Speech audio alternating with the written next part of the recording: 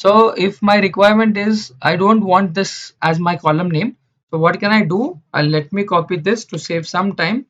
And here, instead of this column name, if I write use alias as total, and if you execute this, now you see the output.